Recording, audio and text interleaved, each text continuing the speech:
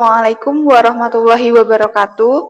Kami dari kelompok 7 akan mempresentasikan mengenai fokus pendidikan terhadap kemampuan berpikir matematis dalam menghadapi era reformasi 4.0 abad 21. Untuk memenuhi tugas mata kuliah Kapital Selekta Matematika. Anggota kelompok kami yaitu saya sendiri, Siti Zulaika, dengan NIM 4101419180. Dan teman saya, Safira Naila Tamama, dengan NIM 4101419151. Serta Muhammad Rifki Widi Nugroho dengan NIM 4101419158.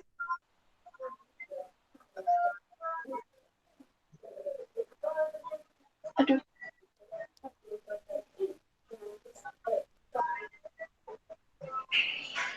Ini mau PPT-nya yang di sini. Sek.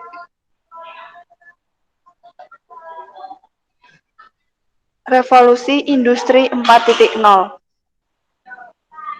yaitu proses kelanjutan perubahan tahap automatisasi pada revolusi industri 3.0 dalam kehidupan yang bertumpu kepada sistem jaringan internet.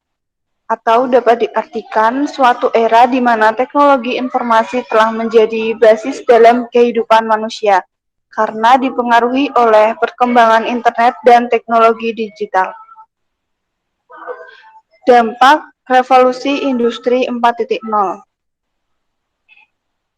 Pada era revolusi industri 4.0 ini terdapat beberapa tantangan yang dihadapi, yaitu kurangnya keterampilan yang memadai, masalah keamanan teknologi komunikasi, kendala stabilitas mesin produksi, ketidakmampuan untuk berubah oleh pemangku kepentingan, serta banyaknya kehilangan pekerjaan karena berubah menjadi otomasi. Teknologi ini berdampak positif tergantung bagaimana individu dalam meminimalisir resiko dan peluang yang muncul di transformasi revolusi industri 4.0 yang terjadi berbeda dengan apa yang dialami manusia sebelumnya. Pesatnya perkembangan teknologi di era revolusi 4.0 sangat berpengaruh terhadap karakteristik pekerjaan yang ada, di mana keterampilan dan menjadi hal pokok yang perlu diperhatikan.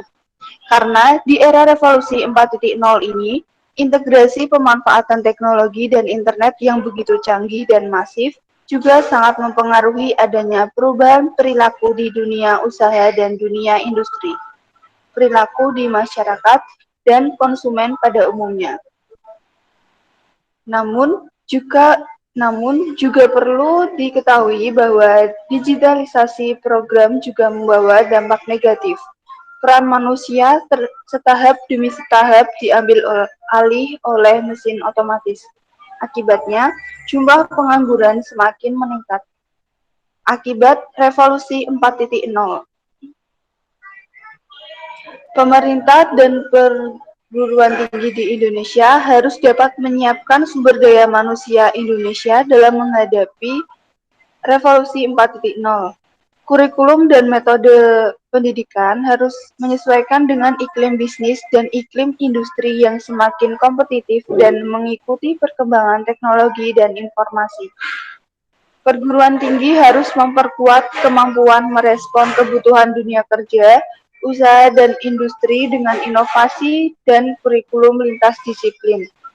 Salah satu gerakan yang dicanangkan oleh pemerintah adalah gerakan literasi baru sebagai penguat bahkan penggeser gerakan literasi lama. Gerakan literasi baru yang dimaksudkan terfokus pada 3 literasi utama, yaitu 1. Literasi digital, 2. Literasi teknologi, dan 3. Literasi manusia. 3 keterampilan ini diprediksi menjadi keterampilan yang sangat dibutuhkan di masa depan atau di era industri 4.0. Literasi digital diarahkan pada tujuan peningkatan kemampuan membaca, menganalisis, dan menggunakan informasi di dunia digital atau big data. Literasi teknologi bertujuan untuk memberikan pemahaman dan pada cara kerja mesin dan aplikasi teknologi. dan literasi manusia diarahkan pada peningkatan kemampuan berkomunikasi dan penguasaan ilmu desain. Respon dunia pendidikan sendiri terhadap kehadiran revolusi 4.0 adalah dengan memunculkannya gagasan Education 4.0 di mana visi pendidikan adalah memotivasi peserta didik untuk belajar tidak hanya pengetahuan dan keterampilan, melainkan mengidentifikasi sumber belajar pengetahuan dan keterampilan tersebut. Maka jelas bahwa pendidikan pada revolusi industri 4.0 ini digunakan untuk membimbing dan mengarahkan siswa agar bisa belajar untuk diri mereka sendiri. Untuk itu, pendidikan harus mampu menciptakan lingkungan dan situasi di mana siswa dapat memunculkan potensi dan kemampuan mereka sendiri dan mengasah kemampuan yang mereka miliki untuk menciptakan pengetahuan mereka sendiri, menafsirkan dunia dengan cara unik, dan akhirnya menyadari potensi penuh mereka. Selanjutnya akan dijelaskan oleh teman saya. Oke, selanjutnya adalah memasuki strategi guru untuk meningkatkan kualitas pendidikan. Beberapa strategi yang dilakukan guru untuk dapat meningkatkan kualitas pendidikan yaitu yang pertama, mengubah pola pikir siswa, yang kedua, melakukan gerakan sadar literasi, yang ketiga, melakukan pelatihan atau gerakan guru, karyawan, dan peserta didik berbasis teknologi, yang keempat, melakukan inovasi pembelajaran, yang kelima, memantik untuk menciptakan teknologi sederhana berbasis digital di sekolah. Semua itu diperlukan manajemen waktu dan biaya atau manajemen sekolah yang baik, komitmen semua pihak, pembiasan penerapan di kelas, serta saling berkolaborasi. Semua pembaruan dalam pembelajaran tetap tidak melupakan kearifan lokal dan jati diri bangsa atau karakter. Selanjutnya adalah 5 komponen kemampuan berpikir matematis. Selain strategi-strategi tepat yang ditemukan oleh guru, kemampuan berpikir manusia juga merupakan faktor penting dalam menghadapi perkembangan sistem pendidikan di era reformasi 4.0 ini. Kemampuan berpikir matematis sendiri diidentifikasi dalam 5 komponen. Yang pertama adalah pemahaman matematis. Pemahaman matematis berkaitan dengan kemampuan siswa dalam menjawab suatu pertanyaan matematis yang disertai dengan alasan atas jawaban tersebut, atau mengapa siswa yang bersangkutan berasumsi bahwa jawabannya benar dengan dasar logisnya. Alasan-alasan tersebut bisa berupa definisi suatu konsep, penggunaan model dan simbol untuk mempresentasikan konsep, penerapan suatu perhitungan sederhana, penyelesaian suatu soal secara algoritmik yang dilakukan dengan benar dan menyadari proses demi proses yang dilakukan atau step by step. Yang kedua adalah pemecahan masalah. Pemecahan masalah merupakan bagian integral dalam proses pembelajaran matematika. Dengan demikian, pemecahan masalah tidak dapat dijadikan sebagai bagian yang terpisah dari proses pembelajaran yang dilaksanakan. Pemecahan masalah tidak hanya menjadi sasaran belajar, tetapi sekaligus sebagai cara untuk melakukan proses belajar itu sendiri. Yang ketiga adalah penalaran matematik. Penalaran matematik merupakan suatu penjelasan yang menunjukkan kaitan atau hubungan antara dua hal atau lebih yang atas dasar alasan tertentu dan dengan langkah tertentu sampai pada suatu kesimpulan. Yang keempat adalah koneksi matematik. Berasal dari bahasa Inggris yaitu Mathematical Connection yang selanjutnya dipopulerkan oleh NCTM pada tahun 1989, menyatakan bahwa matematika bukan merupakan kumpulan topik dan kemampuan yang terpisah secara parsial, walaupun pada kenyataannya matematika sering dipartisi dan dipelajari dalam beberapa cabang. Matematika secara keseluruhan sangat penting dalam belajar dan berpikir terkait koneksi antar topik dalam matematika itu sendiri. Yang terakhir adalah komunikasi. Komunikasi matematika. Komunikasi matematika melibatkan 3 aspek. Yang pertama adalah menggunakan bahasa matematika secara akurat dan menggunakannya untuk mengkomunikasikan aspek penyelesaian masalah. Yang kedua, menggunakan representasi matematika secara akurat untuk mengkomunikasikan penyelesaian masalah. Yang terakhir adalah mempresentasikan penyelesaian masalah yang terorganisasi dan terstruktur dengan baik.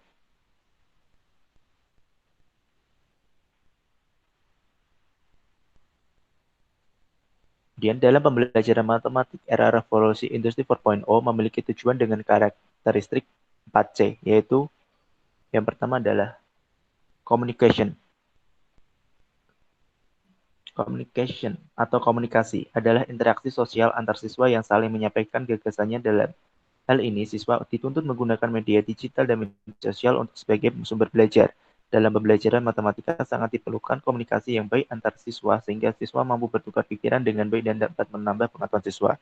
Yang kedua adalah collaboration atau kolaborasi adalah bekerja sama, beradaptasi dalam berbagai peran dan tanggung jawab secara pribadi untuk mencapai tujuan untuk diri sendiri dan orang lain. Yang ketiga adalah critical thinking and problem solving atau kemampuan berpikir kritis dan pemecahan masalah. Kemampuan ini sangat diperlukan dalam menghadapi abad 21. Kemampuan berpikir kritis adalah kemampuan berpikir tingkat tinggi yang tidak hanya menghafal, tetapi menggunakan dan memanipulasi materi yang telah dipelajari sesuai situasi yang dibutuhkan. Untuk meningkatkan kemampuan berpikir kritis, diperlukan indikator berpikir kritis untuk mengukur kemampuan siswa dalam pemecahan masalah. Yang terakhir adalah creativity and innovation, atau kreativitas dan inovasi. Kreativitas adalah mengembangkan, melaksanakan, dan menyampaikan gagasan-gagasan baru kepada orang lain serta bersikap terbuka dan responsif terhadap pendapat baru dan berbeda. Kreativitas yang dapat menghasilkan penemuan-penemuan baru sering disebut sebagai inovasi.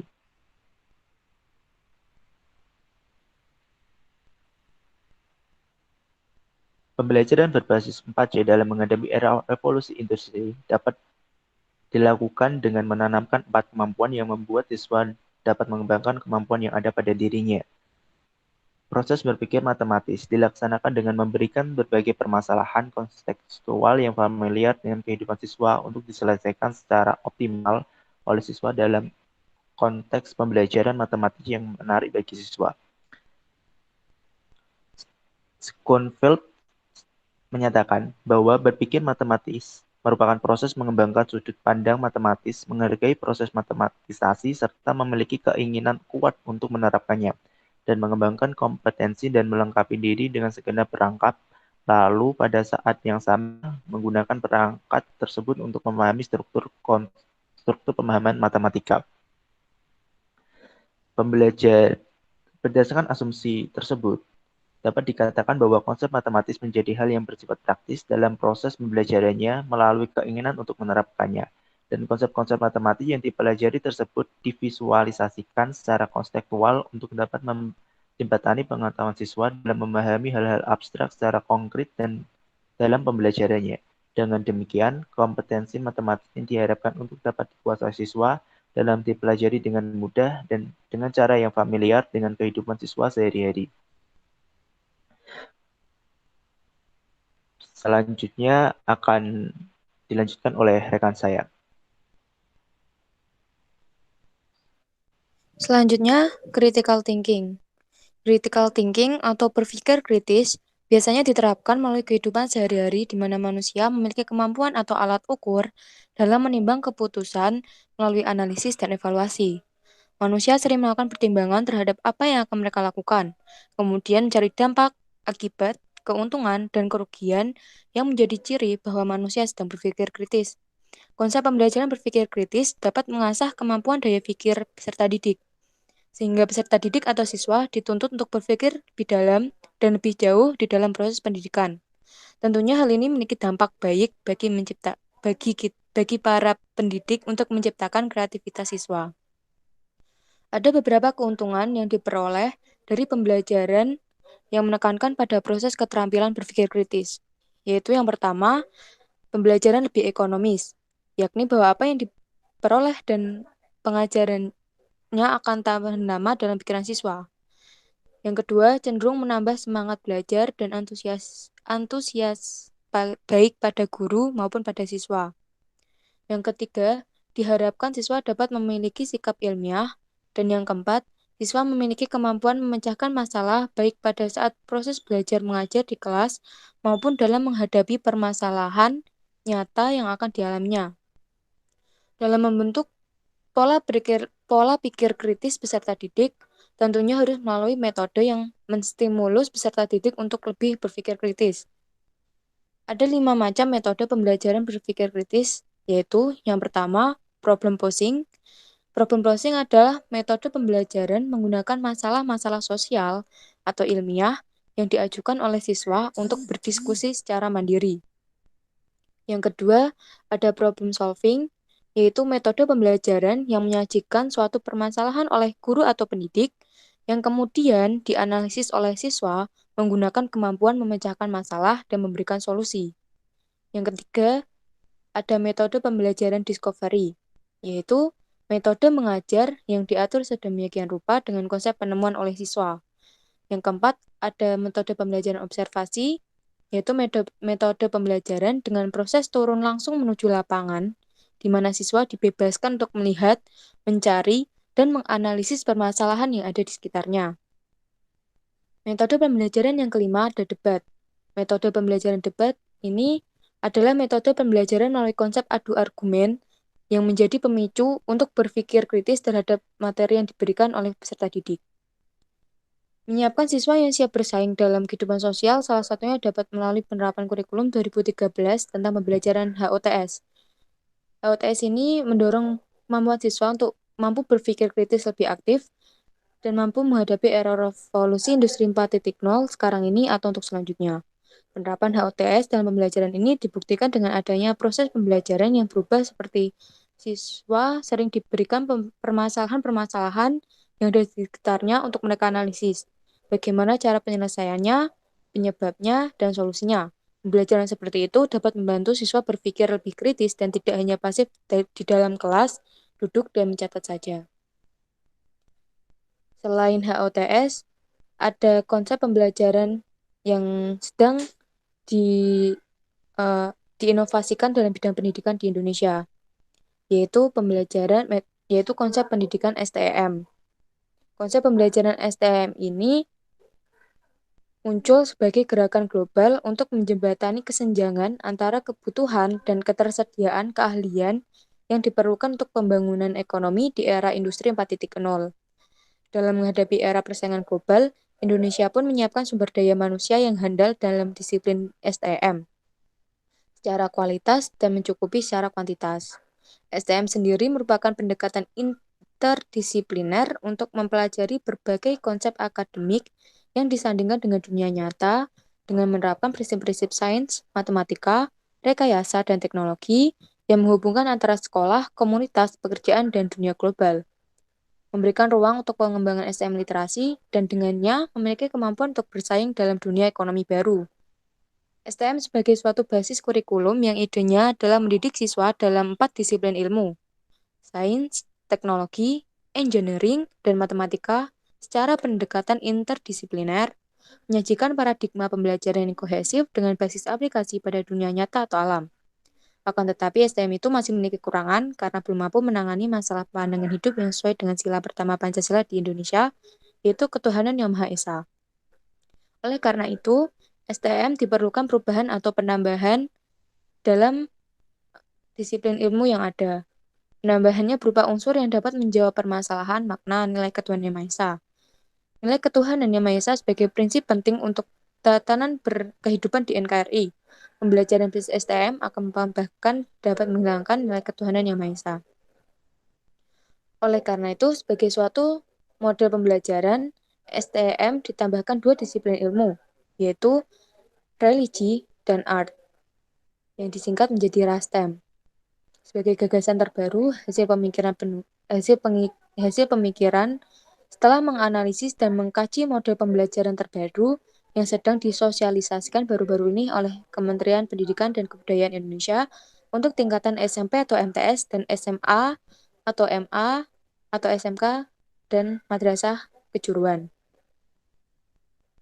RASTEM sendiri terdiri dari disiplin ilmu yang pertama, religi.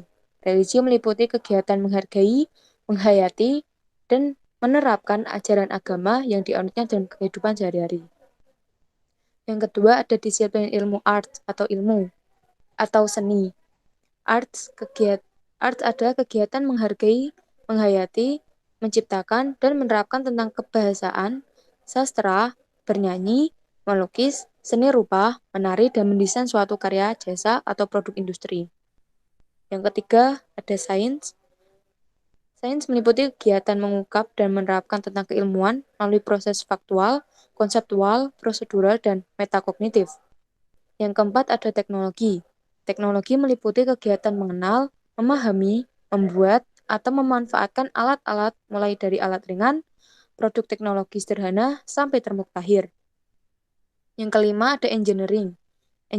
Engineering meliputi kegiatan merancang, membuat, dan melakukan uji coba dan mengevaluasi suatu produk. Yang keenam ada matematik. Matematik meliputi kegiatan menghitung skala dan dimensi, mengukur, membuat grafik atau diagram hubungan antar dimensi. Penggunaan model yang tepat tersebut melibatkan siswa dalam proses pembelajarannya.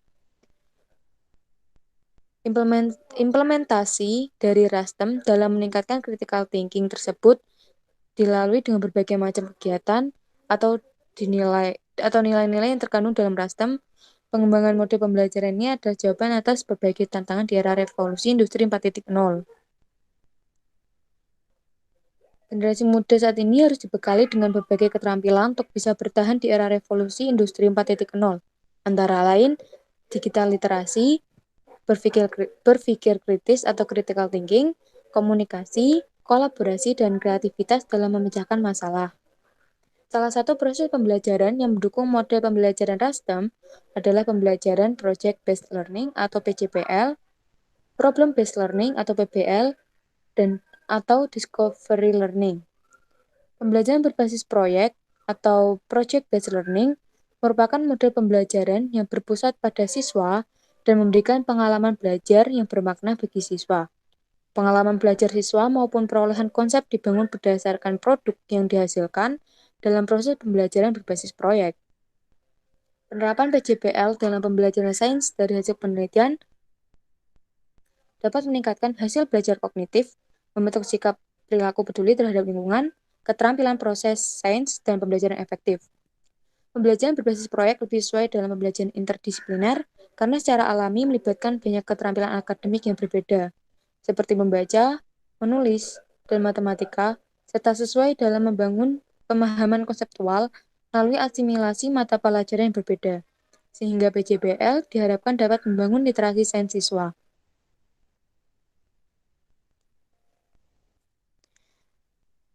Berikut adalah presentasi dari kelompok 7. Kesimpulan yang dapat kita ambil dari materi yang kita presentasikan pada hari ini adalah dalam menghadapi era reformasi 4.0 seperti sekarang, dalam bidang pendidikan, kita dapat menerapkan sistem pendidikan baru untuk menunjang kemampuan peserta didik di masa yang akan datang. Salah satunya dengan cara meningkatkan kemampuan berpikir kritis peserta didik melalui bermacam-macam metode yang dapat menunjang pola pikir kritis mereka. Selain itu, pada saat ini konsep pendidikan STEM yang banyak diperlukan di pendidikan Indonesia sekarang ini. STM merupakan konsep pendidikan dengan menonjolkan 4 disiplin ilmu, yaitu sains, teknologi, engineering, dan matematik. Namun, untuk perkembangannya, konsep pendidikan di Indonesia menambahkan 2 disiplin ilmu, yaitu religi dan art. Beberapa proses pembelajaran yang mendukung RASTEM adalah pembelajaran project-based learning, problem-based learning, dan discovery learning. Sekian presentasi dari kelompok 7. Mohon maaf jika ada kesalahan kata. Terima kasih atas perhatiannya. Assalamualaikum warahmatullahi wabarakatuh.